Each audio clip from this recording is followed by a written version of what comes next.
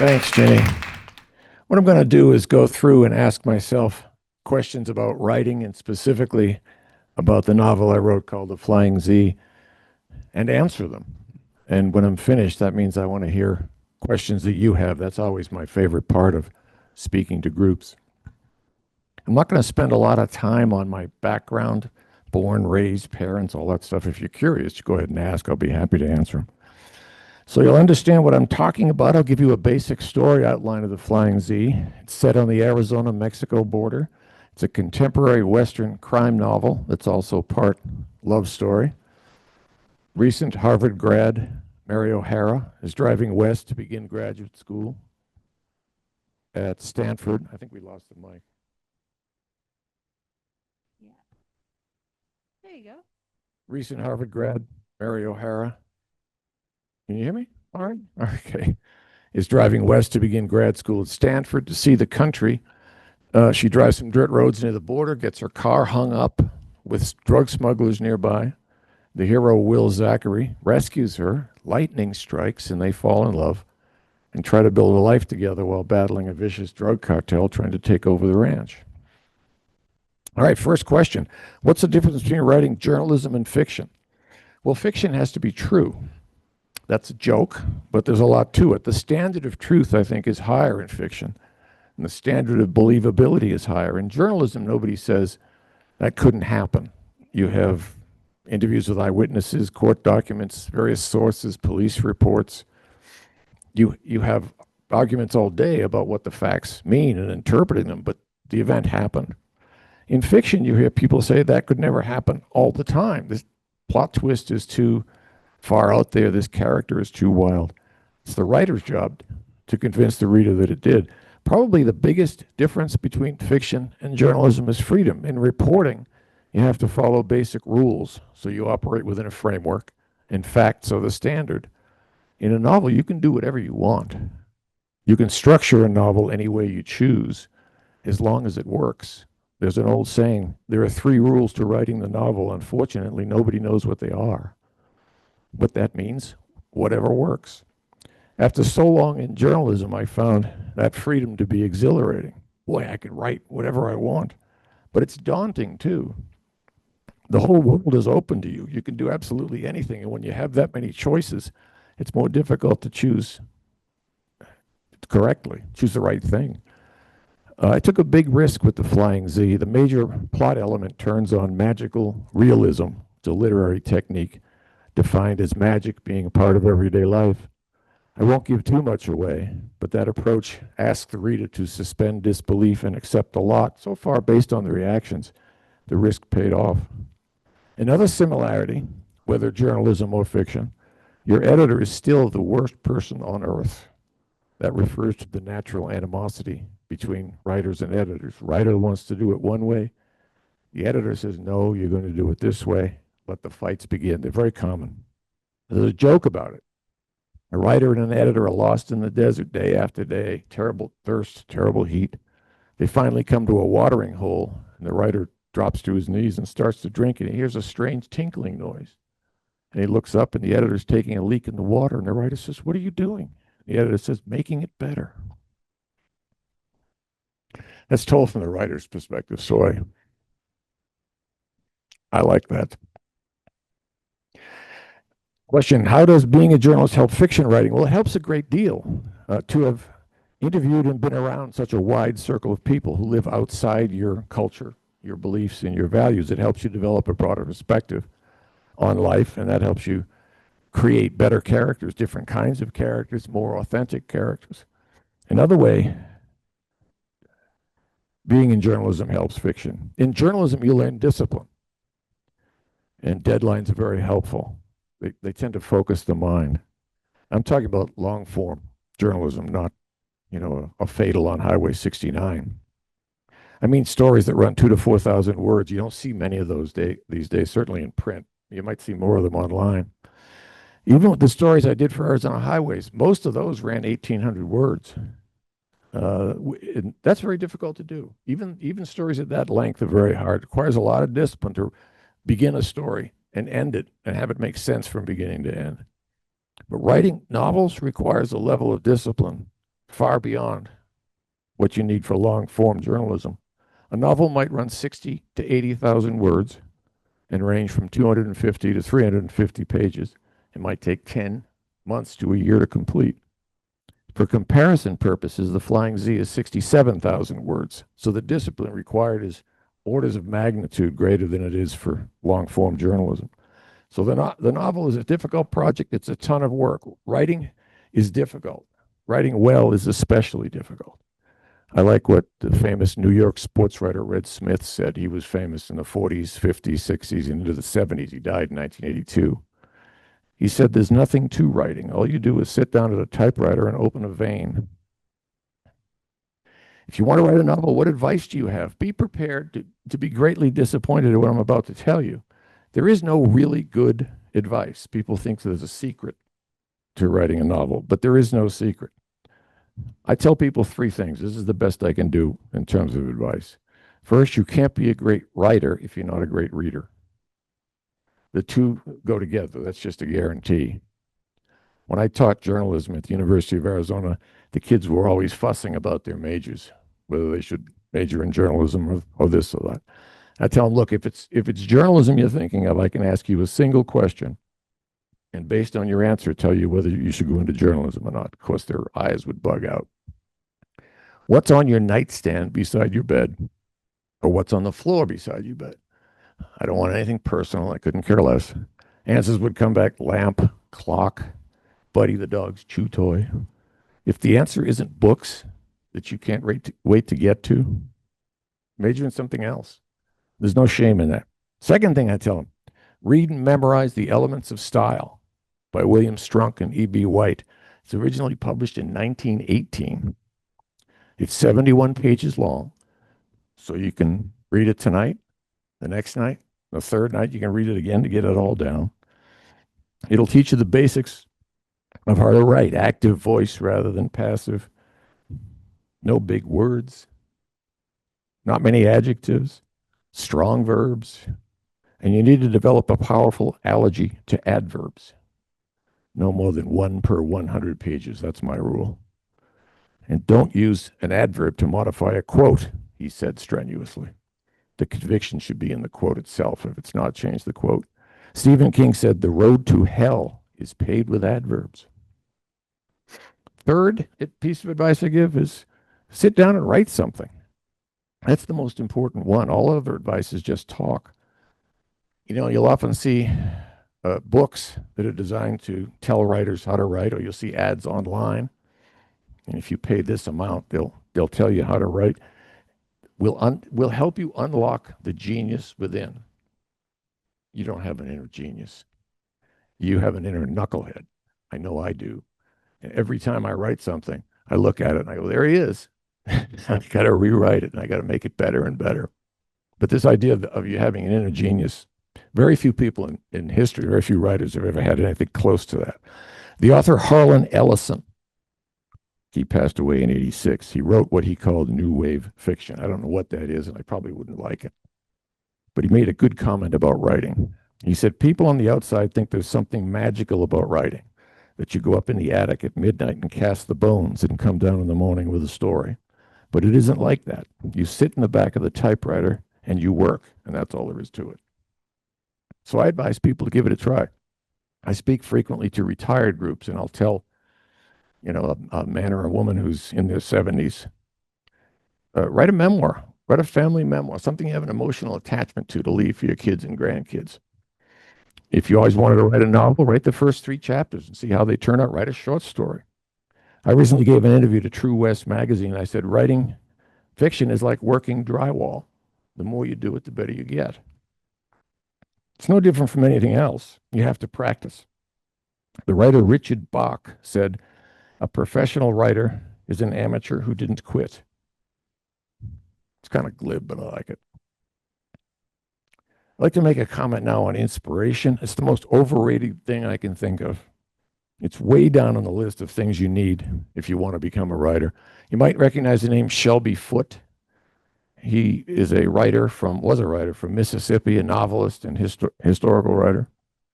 He became famous during Ken Burns' series on PBS, The Civil War. He gave an interview to Brian Lamb on C-SPAN. Here's what Shelby Foote said. I like to be let alone when I'm working. I see these Hollywood movies where the man gets up in the middle of the night and dashes off a few thousand words, and his little wife comes in to make sure he's comfortable. That's all foolishness. There'd never be anything like that. In fact, I'm privately convinced that most of the bad writing the world has ever seen has been done under the influence of what's called inspiration. The only way to succeed is butt in chair, words on the screen. If you think sweat more than inspiration, you're on the right track. How long did it take to write The Flying Z? Let me put it this way. I remember when our son was in middle school in Tucson, I'd be sitting in the parking lot in the car with the yellow legal pads, sketching out thoughts on plot and character. That was 19 years ago. He's 29 now, and the book came out in August of 2023. Now, that wasn't consistent work over 19 years. It was on and off. I'd stop and do other things, pick it up again, do a rewrite, put it down. That went on for a long time. I didn't like it because I didn't have a good plot. I finally found the plot, and I like it. I like it a lot. The lesson I learned is no such thing as writing, only rewriting. And plot is everything. If there's a million things you could say about plot, but I'll leave you with one thought. One thought I really like by British novelist E.M. Forster. He said, if the king died and then the queen died, you have a sequence of events. But if the king died and then the queen died of a broken heart, you have a story. So if you move into novel writing, understand the difference. How would you describe your novels to someone who hasn't read them? First, they begin in res media, fancy Latin phrase for in the middle of things. I don't like long narrative descriptions, especially at the start. And I don't like a lot of backstory. You know, he was born here, he did this as a kid. Oh, I don't care. Here's the opening paragraph of The Flying Z. The writer picked through the tangle of mesquites, ducking and twisting to avoid the thorny branches. When he emerged from the thicket, he stopped on the dirt of the Morales Road and studied the rock ridge to the south. By his calculation, the smugglers were 10 minutes away, surely less if they hurried. Bang. You're into the story. You have an action scene, a character on horseback, a backcountry setting, bad guys in immediate danger. I think speed is important too in terms of getting the plot going. As a reminder of that, I have a yellow Post-it note above my computer that says, move the damn story.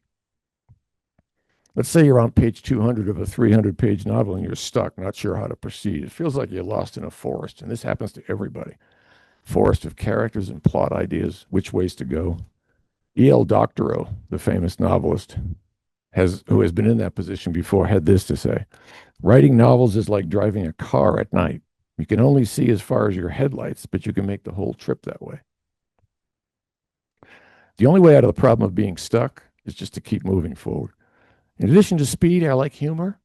Some novelists think something's wrong with humor. Michael Connelly, who writes the Harry Bosch novels. Harry Bosch is a retired LAPD detective. Connelly is great. His plots he's a genius at plotting.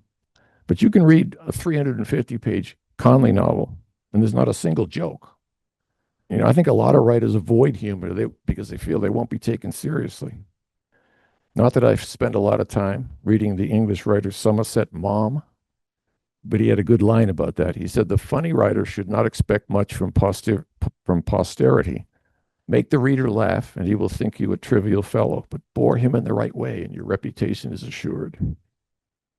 We're trapped in the real world all day long. At night, when you pick up a novel to read, you want to have fun. Fiction isn't about changing the world. That's nonfiction. I think humor is a big part of having fun. Do you have a daily word count? A lot of writers do. I don't have a strict count, but if I know where the plot is going, I can do 1,200 words a day. That's a fair amount. If I have to think plot at the same time that I'm writing, they do far fewer words. It's like walking and chewing gum at the same time. I'm just not good at it. Shelby Foote, who I mentioned earlier, his daily word count was 500 words. He wrote by hand. 500 words is 2 pages double spaced. Hemingway's output was 500 words, same thing. Hemingway was notorious for writing a bunch of copy and then reading it and think it was terrible and throwing it out. He called it killing the babies. Fast writers do 2,000 words a day. You might know the name David McCullough. He was a history writer, died a few years ago. He wrote 1776, John Adams, Truman, I think he won a Pulitzer for his biography of Harry Truman. He tells a great story about being an aspiring writer in his early 30s in New York. He wants to get started. He doesn't know how. He goes to a party hosted by Alvin Josephie, who at the time was the editor of American Heritage Magazine. Josephie knows McCullough's situation. He pulls him aside and he says, "You see that white-haired man sitting across the room? That's Harry Sinclair Drago. He's written more than 100 books." And McCullough's thinking, he's just gobsmacked, 100 books. But he's thinking, this guy's got to know the secret, right? There's got to be a secret to writing novels. Of course, there isn't, but McCullough doesn't know that. So he goes across the room, introduces himself, and says, "Mr. Drago, I'm told you've written more than 100 books." Drago says, "Yes, that's right." McCullough says, "How do you do that?" Drago said, 4 pages a day, every day. That's 1,000 words. McCullough said later it was the best advice he ever got. Get busy, 4 pages a day, every day. I think McCullough said something I really like too. I don't know if it'll mean anything to you in the computer age, but he wrote all of his books on a typewriter. When he was asked why, he said he liked the sound of the bell at the end of the line. I think I can understand that. There was a crime writer in Miami named Charles Williford, highly respected, died in 1988. He had advice for writers struggling to get words on the page. He said, "Never allow yourself to take a leak in the morning until you've written a page. That way you're guaranteed a page a day, and at the end of the year, you have a novel." Some novelists produce 3 or 4 books a year. James Patterson, he seems to publish a book about every 15 minutes. If you go into the grocery store, there's usually a new Patterson by the display rack. A lot of them he does with other writers. The novelist Nelson DeMille tells a true story about Patterson's productivity. DeMille's a great friend of James's. He calls his house and asks for James. Mrs. Patterson answers and says, "Sorry, Nelson, he's working on a book." Nelson says, "That's okay, I'll hold." Question, how would you describe your characters? I write crime novels as well. I do a series with a hero named Prospero Whip Stark. Prospero is the name Shakespeare chose for his sorcerer in The Tempest, his last play. Whip Stark is an ex-baseball player whose career washes out, and he buys a trailer park in the desert west of Tucson. These novels are basically hybrids, sort of mystery crime. So there's a lot of criminals in these novels, which means my characters are more likely to leave a room through a window than a door. They aren't the elite, the well-off, the successful. They're outcasts, often with the law on their back trails. In The Flying Z, protagonist Will Zachary's ranch hand is a woman named Lucy Garcia. She's rough around the edges, to say the least. She rolls her own smokes. She's terminally cranky, has a mysterious past that she won't talk about. Will thinks the law is after her. She's physically striking as well, rail thin, long, snow-white hair, and as I write in the book, her teeth are a rare here and there proposition. She doesn't fit in anywhere except the ranch, except the Flying Z. To me, characters like Lucy are more interesting, and through their flaws, more relatable. The late Elmer Kelton had the same idea about characters. He was from New Mexico. He wrote stories based on farms and ranches, but he was highly respected among that community. About his characters, he said, I can't write about heroes who are 7 feet tall and invincible. I write about people who are 5'8" and nervous." How do you approach creating your characters? Well, the first thing, the most important thing, is the reader has to be invested in your characters. Kurt Vonnegut said, "The secret to fiction is to create characters the reader cares about, then do something terrible to them." Also, your characters have to sound different. Pet peeve of mine is if you're looking at you open a book and 2 pages and there's various people talking on both pages. And if you took out the dialogue tags, he said, she said, all of the characters would sound exactly alike. That's wrong. They're each individuals. They talk differently. They think differently. They sound differently. I'll give you an example. 3 guys are standing on a street corner, a cop, a professor, and a street hustler. And someone goes running by them. He's obviously being chased. The professor says, "My, that lad can run." The cop says, "Suspect proceeding west toward Main Street." Units respond. The street hustler says, that son of a bitch stole my hat. These are types. You don't want your characters to be types, but you get the point. A professor wouldn't talk like a cop, and a cop wouldn't talk like a street hustler. The point is, know your characters. If you get to a key point in your novel, say it's a 325-page novel and you're on page 250, you're coming to the ending, you want a bang-up ending, you can't write it if you don't know how your characters would respond. Some writers say their characters tell them what to do. Not for me. My characters work for me, and at the end of the day, when I turn off the computer and take a dog for a walk, they can do whatever they want. But in the morning, when I'm back at the keyboard, they're working for me. Your books are heavy on dialogue. How did you learn to write dialogue? I'll tell you a secret I don't often reveal in public. Pipe down and listen. If you're standing in line at the cafeteria or at a coffee shop and there's people around you, listen to them. Listen to what they're saying. Listen to their word usages, correct or incorrect. I've probably interviewed, and I come up with a number, probably more than 1,000 people. So I have good experience there. Some of those interviews are taped.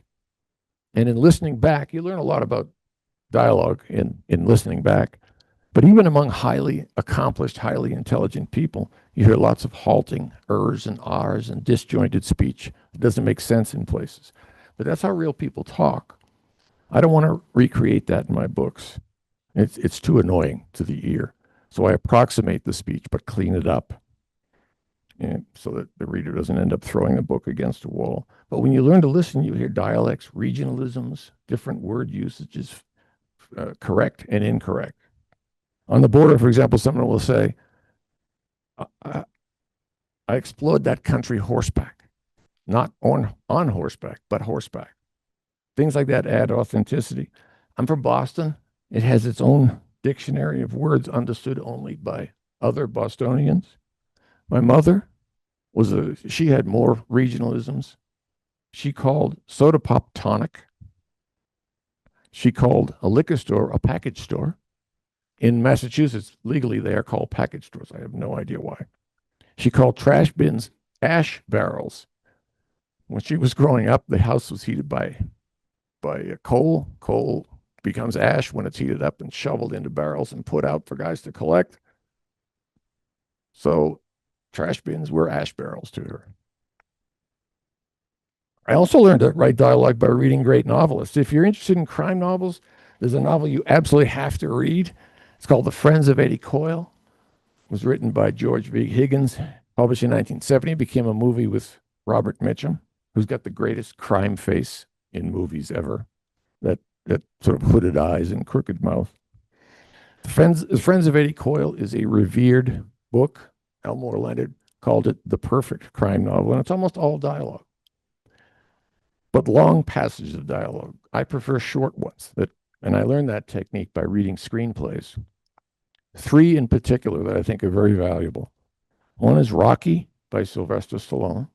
People think Stallone's a dummy because of the way he talks. No way. That screenplay was brilliant, and he wrote it in 3.5 days. The second screenplay is The Graduate by Buck Henry. The third one is Butch Cassidy and the Sundance Kid by William Goldman.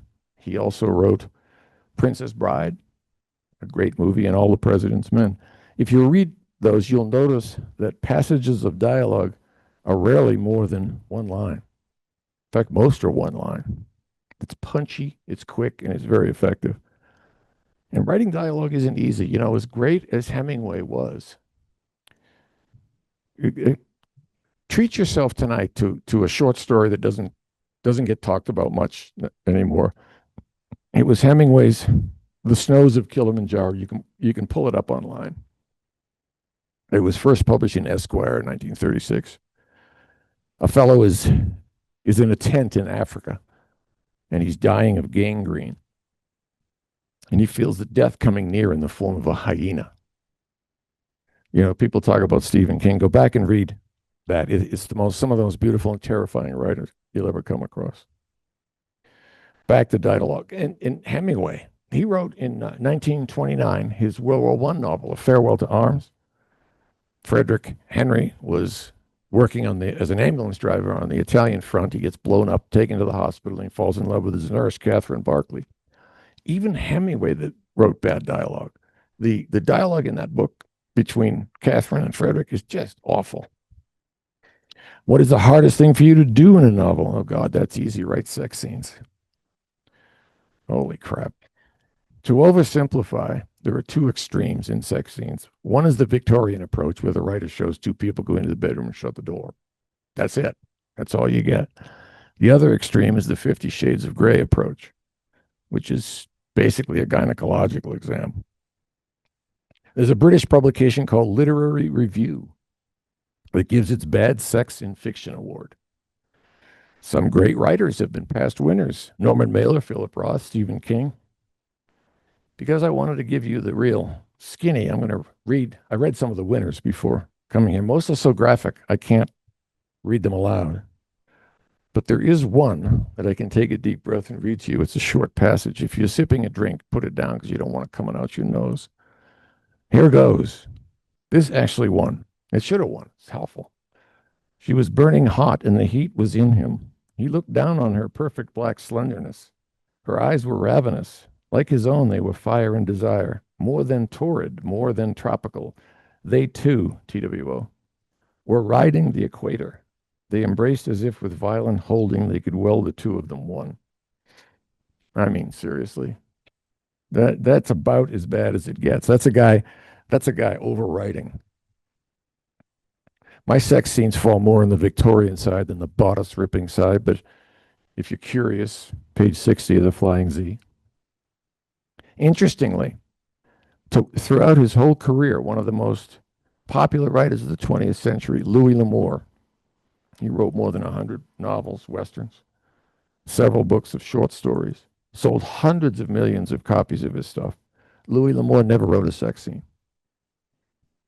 He was born in North Dakota, 1908, died in LA, 1988.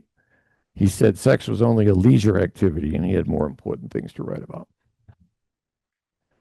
Well, that's a sign of the era he grew up in, I guess. Why is dialogue so important in your storytelling? Because if it's done properly, dialogue's fun to read, number one.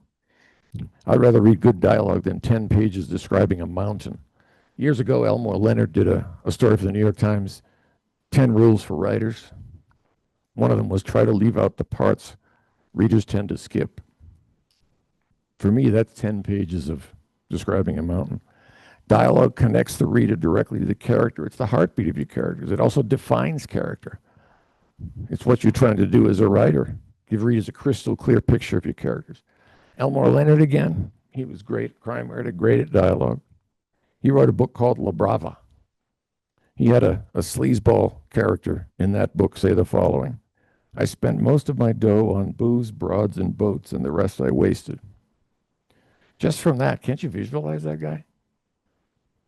You picture how he dresses, the people he hangs out with, the bars he goes to, what he thinks of women. All from that one sentence, a one-sentence character study. I have a scene in the Flying Z early on. Will Zachary has just rescued Mary O'Hara from the smugglers. He pulls her onto his horse, and they're riding away to his ranch. When they reach safety, Mary pulls out her cell phone. She can't get any bars. No bars? The worst day in human history continues, she says. She asks Will if it's okay to use her landline. Will says, don't have one. Mary says, does your cell work around here? Will says, had one of them once, but folks kept calling. Check between the cushions in my truck. Mary says, good Lord, where the hell am I? Will says, paradise. Mary says, looks like nowhere to me. Think about what that dialogue accomplished, that short bit of dialogue. The reader knows Mary O'Hara as a modern woman, gets the hives. If she's out of cell contact, she can't imagine a place with no cell contact. She's very smart. She's impatient, a little bit East Coast snarky. She looks at the land and sees nothing of value. Will sees his version of paradise, which consists of no phones, no electronics, and nothing modern. His horses and the land are enough for him. How much of the Flying Z is real, and how much did you bake up? Let me answer it that way. Let me answer that this way. Truman Capote described fiction as the truth within the lie. And that's a good description of the Flying Z. Will Zachary doesn't exist. Mary O'Hara doesn't exist. And there's no ranch called the Flying Z. That's the lie. But within that setup, you tell the truth about what life is like in a borderlands ranch threatened by a drug cartel. So in that sense, everything's 100% authentic. I've written a lot of stories set along Arizona's border with Mexico, been down countless dirt roads, ridden horses along the border. There's a saying in reporting, if you don't go, you don't know. And it's the same with novel writing. I'll give you an example. A rancher and I were riding horses along the border. It was a winter's day and it was cold. It was so cold. And we were talking about the cold. He said his father warned him to carry stick matches in his pocket. He says, because if you get thrown from your horse, you're going to need to light a fire for warmth or you'll freeze to death out here. There's another expression, God is in the details. And that was stick matches. That was a really good detail that I wouldn't have come up with on my own if I hadn't gone, if I hadn't been there. And I used that in the Flying Z.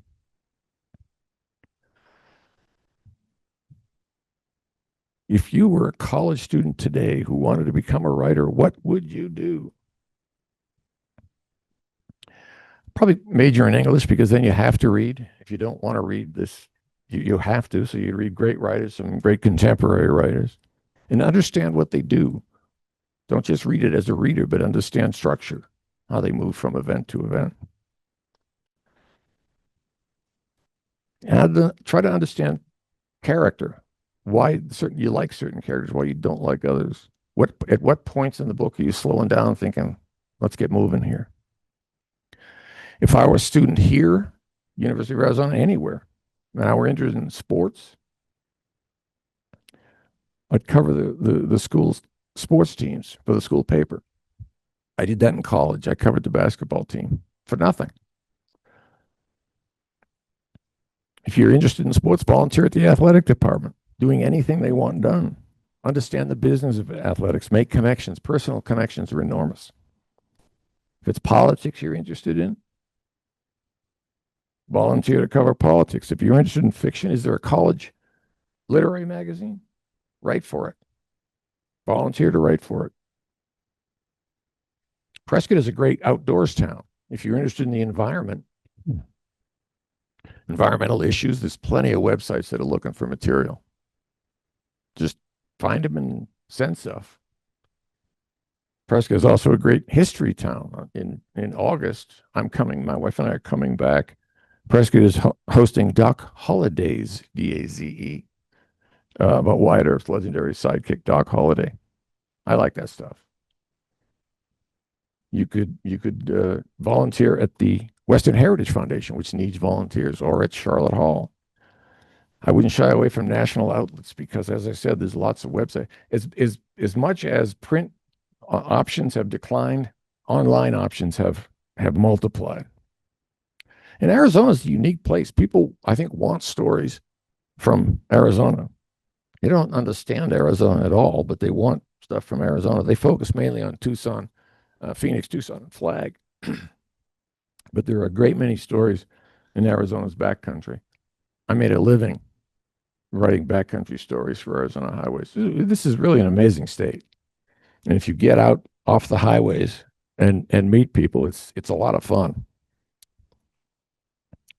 Don't let outsiders define Arizona. As I said, much of what they write about Arizona is baloney. In some, write for anybody that will have you. The only way, so many people say, I want to be a writer, but they've never written anything and they don't know what it means to be a writer. So if you start to do it, if you sit down at a computer and start producing words, you'll understand a heck of a lot better what it's like. If there's a local shop, or write for anybody, just to see if you want to do it. If you don't want to do it, that's fine. There's no shame in that. And volunteer. Don't expect to be paid, and don't expect to be particularly good at the beginning. If you're lucky, you'll encounter somebody who will help you get better. Read the Elements of Style.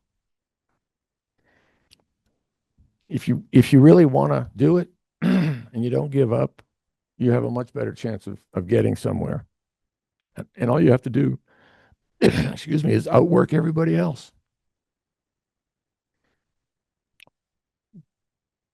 I'll tell you one final story. In my most recent book, not published yet, I had a passage of dialogue in which the female lead says, "I don't wear open-toed shoes in winter. That's just sick and wrong." And that was my wife. 6 or 8 months before we were going out somewhere. And she said that. I don't wear open-toed shoes. And this gets to listening, because writing women's hard. It's difficult. She says, "I don't wear open-toed shoes." I said, "Who says that? So that's a great line." So I ran out of my office and I wrote it down. Well, in my most recent book, she's one of my editors. She's very smart. She's sitting at the easy chair and she's reading along. And she's going, "Wait a minute. Open-toed shoes in winter, that's me." I said, "You got to be careful what you say around me, because it might just wind up in one of my books." All right, questions. I have a question. Is there anything that your editor thought should go that you fought to keep In any book or in any book or anything that you've written? yeah, there have been times when you have a back and forth. Particularly in newspapers. But I usually win. Nice. Nice. But there's a lot of that. Oh, here, let me bring you the mic.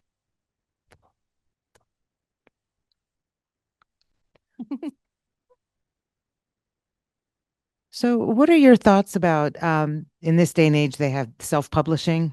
Like you write a story and then you self-publish, and there you go, you have a published work. Yeah. And I've read a few of them here and there, and they're usually They not so they good. usually are But not so. do you think it's better to just hold out until you can actually get the professionalism of an editor? Yeah, I'd try that first. If that doesn't work, self-publish. A very good friend of mine who's an extremely good writer. I mean, just wonderful. He wrote a book, and he shopped it around to agents. That's the first thing he had to do. You can't get a book read by a publishing house unless an agent takes it and ships it around. And he got a bunch of no's, and then an agent from the Story Factory said, "I want you to do this, this, this, this, and this, and I'll take it, or I'll give it another look and probably take it." And I admire him for this, but he said, "No, I like it the way it is." And I thought, made a mistake, because if an agent at an agency that powerful wants to represent you, do it. Do whatever he or she says. And he published it himself, and he did a really good job, and it's a really good book. But there it sits, right? And he I think he has 3,000 something followers on Facebook. That's pretty much the only sales he's able to get out of it, is people from his Facebook page. But you're right. Most of the self-published book is self-published for a reason. So, and it's easy to have an attitude about it. I try not to, because it doesn't get you anywhere. But and also because some of them are good. You read stories about somebody who self-published, and it kept selling and selling and selling. And next thing you know, Penguin or somebody picks it up, and off you go. Thank you. It's also very time consuming to self-publish and to figure out how to do all of it. It takes a long time.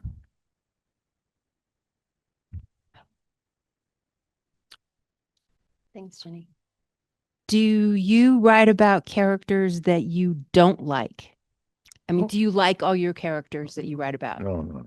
Well, I write about criminals, so some of them I like, but no, you're gonna have characters you don't like. But what I don't like is reading a book where the writer will make fun of his own characters, or denigrate them in some way. There's no point to that. But let the reader figure that out. Yeah, I've had characters that I don't want to be in a room with, put it that way. Have you ever killed off a character that actually made you sad? No, but I killed off a dog and I got hell.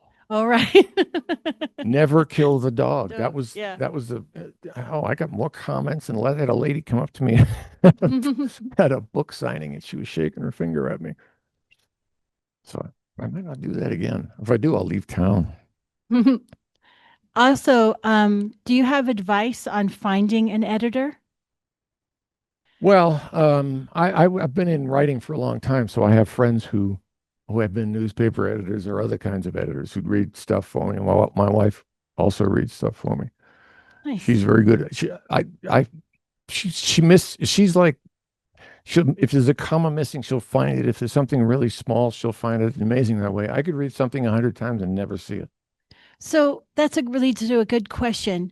Is your editor there for grammatical errors Both. or to change the content? There's two editors. One is the copy editor. The copy editor does grammatical commas, da da da. And if they also see something major, like, you've got a guy killed off on page 30 and voila, he's walking around on page 160, they'll mention it. But that's the editor's job.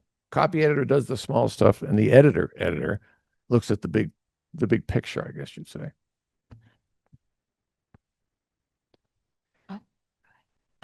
How much time do you spend doing recon, like traveling for I do as each little as book? possible. I don't particularly like doing it. Well, this book I'm working on now, I did I've got a probation officer. I had breakfast with a probation officer in Tucson, an old friend, a couple of mornings ago. And I've got a baseball player in the book, and he's coaching a young guy on how to play baseball. And I'm meeting with another friend of mine who played in the big leagues for 5 or 6 years on tomorrow. So, yeah, a lot of writers like to do research because it's not writing. I mean, to put it off, the hardest thing you'll ever do is write. It's just very difficult. For a previous book, the sequel to Double Wide, I did a book called Champagne Cowboys, and it had a sniper angle. And I talked to a guy who was in Afghanistan. He was a commander of a SEAL unit, and he wrote a book, pretty well-known unit. I can't remember what the unit was. What I try to do, I've done a ton of research for newspaper magazine stories. And what I try to do with research is learn as much as I can, then forget it. Learn as much as you can. That allows you to write confidently. That's all you really want. I talked to that SEAL who had been in a sniper group, and we talked for a long time. He was very forthcoming. He had been through an awful lot of stuff. But the only thing I used from our whole session was that he said being a sniper, more than anything else, is a math problem. And I said, what are you talking about? Distance, you have to figure distance, you have to figure wind, you have to figure humidity, you have to figure about 1,000,000 different things with your spotter to know how to take the shot. So being a sniper is a math problem. I use that, but I didn't use anything else. Okay. So are you looking for stories when you're interviewing people? And how do you know when you stumbled across something pithy? Yeah, this actually, I'm going to contradict what I just said. I usually don't use a lot of what people give me. When I met with this probation officer the other day, he told me about a threat made on his life. This is talk about, excuse me, talk about not liking characters. There was this guy at Florence in prison in Arizona. He stole a truck, and he was in prison because he was going to use the truck to go kill somebody. So he gets sent to prison, and I think he got 9 months or something like that. Well, while he's in prison, he starts to stalk this girl who signed his yearbook in high school. That's it. But he was fixated on her. And he was writing her letters that, said some awful stuff. But he couched it by saying, this was a dream I had. Not I'm going to do it, but this is a dream I had. And so the cops really couldn't go after him. They couldn't charge him anymore. Well, the probation officer figured out a way to get him, right? And he teamed up with a TPD detective, and they figured out a way to get him more time. The guy in jail found out about it and vows to kill the probation officer when he gets out. Well, he was in a fair amount of time. Anyway, he gets out. Say he got out on Friday. On Sunday, the probation officer gets a call on his machine, work machine. He never gets calls on Sunday, and it was 7 seconds. He's thinking, who's calling me for 7 seconds? And he answers, and it was this guy on the other end. Didn't say anything, but all the probation officer hears is 2 gunshots. And then the guy hung up. I think that's cool. That's a cool story. I'm going to use that one. He didn't kill him. He's fine.